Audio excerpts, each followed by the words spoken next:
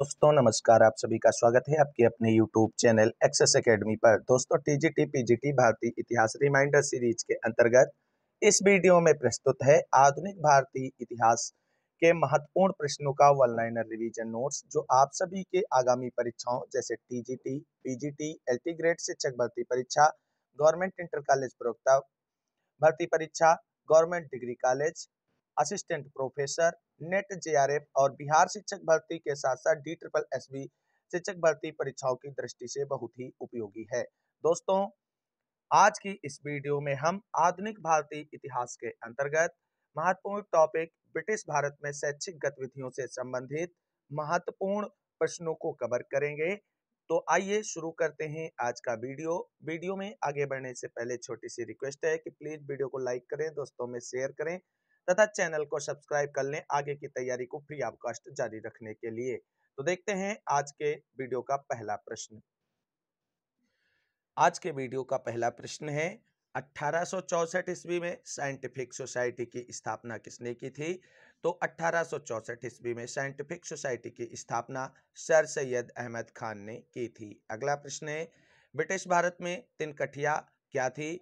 तो ब्रिटिश भारत में तिनकठिया एक ऐसी प्रथा थी जहां पर किसान को 3/20 हिस्सा जमीन पर नील की खेती करने को बाध्य किया जाता था। अर्थात ब्रिटिश भारत में अंग्रेजों के द्वारा एक ऐसी व्यवस्था को पनपाना जिसके अंतर्गत प्रत्येक किसान को अपनी जमीन के 3/20वें भाग पर नील की खेती करना अनिवार्य था। अगला प्रश्न है कृषि, जनस्वास्थ्य, प्रौद्योगिकी तथा शिक्षा में से 1813 के चार्टर एक्ट में भारत में अंग्रेजों की नीति में मौलिक परिवर्तन आया। तो 1813 के चार्टर एक्ट में भारत में अंग्रेजों की नीति में मौलिक परिवर्तन शिक्षा के क्षेत्र में देखने को मिला। अगला प्रश्न सही सुमेलित तथ्यों पर आधारित है और सभी तथ्य सही सुमेलित किए गए हैं। 1854 ईस्वी में शिक्षा पर चार्ल्स वुड का डिस्पैच आया था और जिसमें भारतीय शिक्षा के लिए विशेष प्रावधानों को उल्लिखित किया गया था। चार्ल्स के वुड्स डिस्पैच को भारतीय शिक्षा का मैग्ना कार्टा भी कहा जाता है। अगला पॉइंट है 1882 ईस्वी में हंटर शिक्षा आयोग गठित हुआ। वहीं 1904 ईस्वी में भारतीय विश्वविद्यालय अधिनियम बना था और 1917 ईस्वी में सैडलर विश्वविद्यालय आयोग का गठन किया गया था। अगला प्रश्न है एशियाटिक सोसाइटी ऑफ बॉम्बे की स्थापना कब हुई थी? तो एशियाटिक सोसाइटी ऑफ बॉम्बे की स्थापना 1804 ईस्वी में सर जेम्स मैकिन्टोश ने की थी। अगला प्रश्न देखते हैं। अगला प्रश्न है Simon commission, Kothari commission, Hunter commission तथा सैडलर कमीशन में से भारत में शिक्षा के विकास से संबंधित नहीं है। तो साइमन कमीशन भारत में शिक्षा के विकास से संबंधित कमीशन नहीं है, जबकि कोठारी कमीशन, हंटर कमीशन तथा सैडलर कमीशन का गठन भारत में शिक्षा विकास से संबंधित है। अगला प्रश्न है वारेन हेस्टिंग्स ने कलकत्ता में मदरसा की स्थापना कब की थी? तो वारेन हेस्टिंग्स ने कलकत्ता में मदरसा की स्थापना 1780 ईस्वी में की थी। अगला प्रश्न है डीके कर्वे ने विधवा गृह की स्थापना कब की थी? तो डीके कर्वे ने विधवा गृह की स्थापना 1899 ईस्वी में की थी। अगला प्रश्न है भगवत गीता का प्रथम आंग्ल अनुवाद किसने किया था? भगवत गीता का प्रथम आंग्ल अनुवाद यानी अंग्रेजी अनुवाद जो है चार्ल्स विल्किंस ने किया था। अगला प्रश्न है बंबई में प्रथम महिला विश्वविद्यालय की स्थापना किसके प्रयासों से हुई? तो भारत का प्रथम महिला विश्वविद्यालय बंबई में स्थापित किया गया था और जिसकी स्थापना डीके कर्वे के प्रयासों से हुई थी। अगला प्रश्न है फादर ऑफ इंडोलॉजी के नाम से कौन प्रसिद्ध है? तो फादर ऑफ इंडोलॉजी के नाम से सर विलियम जोन्स प्रसिद्ध हैं। अगला प्रश्न है बनारस में प्रथम संस्कृत कॉलेज किसके द्वारा खोला गया था? तो बनारस में प्रथम संस्कृत कॉलेज जो है जोनाथन डंकन के प्रयासों से खोला गया था। अगला प्रश्न है एशियाटिक सोसाइटी ऑफ बंगाल के संस्थापक कौन थे? एशियाटिक सोसाइटी ऑफ बंगाल के संस्थापक सर विलियम जोन्स थे। अगला प्रश्न है जोनाथन डंकन ने बनारस में संस्कृत कॉलेज की स्थापना कब की थी? जोनाथन डंकन ने बनारस में संस्कृत कॉलेज की स्थापना 1791 ईस्वी में की थी। अगला प्रश्न है कालिदास रचित अभिज्ञान शाकुंतलम का अंग्रेजी भाषा में अनुवाद किसने किया था? तो कालिदास की पुस्तक अभिज्ञान शाकुंतलम का अंग्रेजी यानी आंग्ल भाषा में अनुवाद सर विलियम जोन्स ने किया था। अगला प्रश्न देखते हैं Lord Cornwallis, Warren Hastings, William Bentinck तथा लॉर्ड मैकाले में से भारत में अंग्रेजी शिक्षा का प्रारंभ सर्वप्रथम किसने किया था? तो भारत में अंग्रेजी शिक्षा का प्रारंभ करने का श्रेय लॉर्ड मैकाले को जाता है।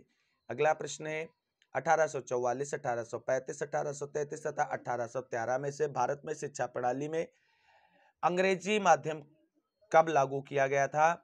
भारत में शिक्षा प्रणाली में अंग्रेजी माध्यम 1835 ईस्वी में लागू किया गया था। अगला प्रश्न है भारत के प्रत्येक संघीय क्षेत्र में एक शिक्षा विभाग स्थापित करने की संस्तुति किसके द्वारा की गई थी? तो वुड्स डिस्पैच 1854 द्वारा भारत के प्रत्येक संघीय क्षेत्र में एक शिक्षा विभाग स्थापित करने की सिफारिश की गई थी। अगला प्रश्न है 1882 ईस्वी में इंडियन एजुकेशन कमीशन की अध्यक्षता किसने की? डब्ल्यू हंटर के द्वारा 1882 ईस्वी में इंडियन एजुकेशन कमीशन की अध्यक्षता की गई थी। अगला प्रश्न है हंटर कमीशन ने किस पर विशेष बल दिया है? हंटर कमीशन ने प्राथमिक शिक्षा के विकास पर विशेष बल दिया है। अगला प्रश्न है राजा राम मोहन राय तथा डेविड हेयर ने हिंदू कॉलेजों की स्थापना कब की थी? राजा राम मोहन राय तथा डेविड हेयर ने हिंदू कॉलेज की स्थापना कलकत्ता में 1817 ईस्वी में की थी। अगला प्रश्न है कलकत्ता, बंबई, इलाहाबाद तथा मद्रास में से वह विश्वविद्यालय जिसकी स्थापना 1857 ईस्वी में नहीं की गई थी। तो 1857 ईस्वी में इलाहाबाद विश्वविद्यालय की स्थापना नहीं की गई थी और इलाहाबाद विश्वविद्यालय की स्थापना 1887 ईस्वी में की गई थी। अगला प्रश्न है सामंत वर्ग, शिक्षित मुस्लिम मध्यम वर्ग, शिक्षित हिंदू मध्यम वर्ग तथा शिल्पी में से भारत का वह वर्ग जिसने पश्चिमी संस्कृति को प्रारंभ में अपनाया? तो पश्चिमी संस्कृति को प्रारंभ में अपनाने वाला था शिक्षित हिंदू मध्यम वर्ग। अगला प्रश्न है सर सैयद अहमद खान के विचारों और अलीगढ़ आंदोलन का घोर आलोचक कौन था? जमालुद्दीन अफगानी जो था सर सैयद अहमद खान के विचारों और अलीगढ़ आंदोलन का घोर आलोचक था। अगला प्रश्न देखते हैं। अगला प्रश्न है कथन और कारण से है। कथन है अवेस्ता पारसियों का पुनीत धार्मिक ग्रंथ है। तर्क है मैडम कामा ने पारसी समाज और पारसी महिलाओं के उत्थान के लिए महत्वपूर्ण योगदान दिया। तो उत्तर है ए और आर दोनों सही हैं, लेकिन आर ए की सही व्याख्या नहीं है। अगला प्रश्न है राजा राममोहन राय की जीवनी का लेखक कौन था? तो राजा राममोहन राय की जीवनी का लेखक मेरी कारपेंटर था। अगला प्रश्न है N M Joshi, M G Ranade, G H Deshmukh, G K Gokhale में से महाराष्ट्र का सुकरात अर्थात सोक्रेटिस किसे कहा जाता था? तो महाराष्ट्र का सोक्रेटिस एम जी रनाडे को कहा जाता था। अगला प्रश्न है दयानंद सरस्वती, रविन्द्रनाथ टैगोर, स्वामी विवेकानंद, बंकिम चंद्र चटर्जी में से जिसने कहा था कि देशभक्ति धर्म है और धर्म भारत के लिए प्रेम है, ये किसने कहा था? तो ये कहा गया था बंकिम चंद्र चटर्जी के द्वारा। अगला प्रश्न है एज ऑफ कंसेंट एक्ट 1860 ईस्वी ने लड़कियों के विवाह की आयु निर्धारित की थी। तो एज ऑफ कंसेंट एक्ट 1860 ईस्वी ने लड़कियों के विवाह की आयु 10 वर्ष निर्धारित की थी। अगला प्रश्न है मूल कर्तव्यों को भारतीय संविधान में कब जोड़ा गया? तो मूल कर्तव्यों को भारतीय संविधान में 42वें संविधान संशोधन अधिनियम के द्वारा जोड़ा गया। आप सभी लोग जानते हैं 42वें संविधान संशोधन अधिनियम 1976 ईस्वी को जो है लघु संविधान के नाम से जाना जाता है। अगला प्रश्न है शाह वली उल्लाह, हाजी शरीयतुल्लाह, जमालुद्दीन अल अफगानी एवं विकार उल मुल्क मुस्लिम विद्वानों एवं सुधारकों में से रूढ़वादिता का समर्थक कौन नहीं था? तो रूढ़वादिता का समर्थक जो है वो विकार उल मुल्क नहीं था। मैसूर की कवित्री जिसने अपनी किताब हदी बदेया धर्म अर्थात पवित्र और पतिव्रता स्त्रियों के धर्म में महिलाओं को पुरुषों से कमतर समझे जाने का विरोध किया है तो है सांची होनम्मा ने। अगला प्रश्न है कथन और कारण से संबंधित है। कथन है विवेकानंद के अनुसार जाति व्यवस्था वेदांत के धर्म के विरुद्ध है, जिसका कारण है सभी बुराइयां मतभेदों पर विश्वास करने से आती हैं, सभी अच्छाइयां समानता पर आस्था से निहित एकत्व एवं एकरूपता की समझ से आती हैं। तो इसका उत्तर होगा ए और आर दोनों सही है तथा आर ए की सही व्याख्या भी प्रस्तुत करता है। अगला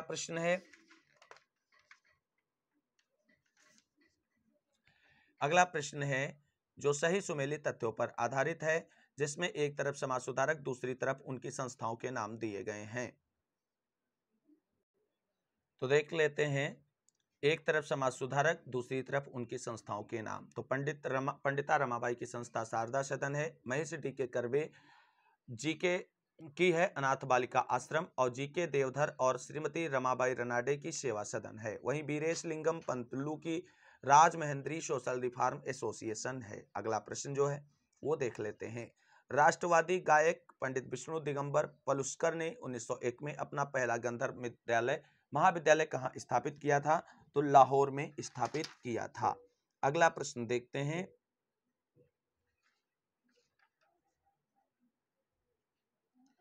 अगला प्रश्न है 19वीं सदी में सामाजिक परिवर्तन के बारे में। ये कथन है कि सामाजिक मुक्ति की दिशा में हुई समस्त प्रगति अवस्था विधि से अनुबंध विधि में और परिवार और जाति व्यवस्था के नियंत्रणों से व्यक्ति की स्वेच्छा जनित स्व आरोपित नियंत्रणों में परिवर्तन का सूचक है। तो यह कथन महादेव गोविंद रनाडे का है।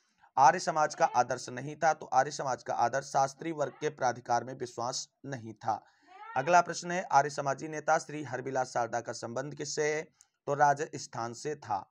अगला प्रश्न है ब्रह्म समाज ने सामाजिक सुधार कार्यक्रम के रूप में आधुनिक शिक्षा का प्रसार, वेदों में निभ्रांति का विचार, मूर्ति पूजा का विरोध, युक्त नैतिकता में से किसे नहीं अपनाया है? तो ब्रह्म समाज ने सामाजिक सुधार कार्यक्रमों के अंतर्गत वेदों की निभ्रांति के विचार को नहीं अपनाया है। अगला प्रश्न है एशियाटिक सोसाइटी ऑफ बंगाल की स्थापना किसके द्वारा जिसकी अभिवृद्धि के लिए की गई थी? तो एशियाटिक सोसाइटी ऑफ बंगाल की स्थापना भारतीय भाषाओं और शास्त्रों के अध्ययन के लिए की गई थी। अगला प्रश्न है पूर्वी ज्ञान यूरोपीय ज्ञान से घटिया, यह टिप्पणी किसकी है? तो यह टिप्पणी लॉर्ड मैकाले की है। अगला प्रश्न है रावलपिंडी में महिलाओं के लिए पहले विद्यालय की स्थापना कब हुई थी? तो रावलपिंडी में महिलाओं के लिए पहले विद्यालय की स्थापना दिसंबर 1856 में हुई थी। अगला प्रश्न है 1835 में एल्फिंस्टन इंस्टीट्यूट बंबई में नियुक्त होने वाला भारत का पहला प्रोफेसर कौन था? तो 1835 ईस्वी में एल्फिंस्टन इंस्टीट्यूट बंबई में नियुक्त होने वाला भारत का पहला प्रोफेसर बाल गंगाधर जाम्बेकर था। अगला प्रश्न है और आज के वीडियो का अंतिम प्रश्न होगा। जब एक शोध प्रपत्र पढ़ा जा रहा था तो वह कॉलेज जिसमें उसके प्राचार्य यानी प्रिंसिपल डीएल रिचर्डसन और society for the acquisition of general knowledge के छात्र प्रेसिडेंट के बीच टकराव हुआ था, तो वो था हिंदू कॉलेज ऑफ कलकत्ता। तो साथियों ये था आज का वीडियो जिसके अंतर्गत मैंने आप सभी के लिए ब्रिटिश भारत में शैक्षिक गतिविधियों से संबंधित महत्वपूर्ण वन लाइनर प्रश्नों को डिस्कस किया है, जो आप सभी की आगामी परीक्षाओं TGT, PGT, LT grade, government inter college प्रवक्ता भर्ती, assistant professor, net JRF, DSSB, Bihar शिक्षक भर्ती परीक्षाओं के लिए बहुत ही उपयोगी है। उम्मीद करते हैं आप सभी लोगों के लिए ये वीडियो सीरीज काफी हेल्पफुल रहेगी, आप सभी लोगों के लिए फाइनल रिवीजन के रूप में। और इस वीडियो में बस इतना ही। अगली वीडियो में आप सभी के बीच पुनः उपस्थित होंगे ब्रिटिश भारत में आर्थिक गतिविधियों से संबंधित महत्वपूर्ण वन लाइनर रिवीजन नोट्स के प्रश्नों के साथ। तब तक के लिए सभी साथियों को जय हिंद, जय भारत, वंदे मातरम। इस वीडियो को अंत तक देखने के लिए आप सभी साथियों का तहे दिल से शुक्रिया और बहुत बहुत धन्यवाद।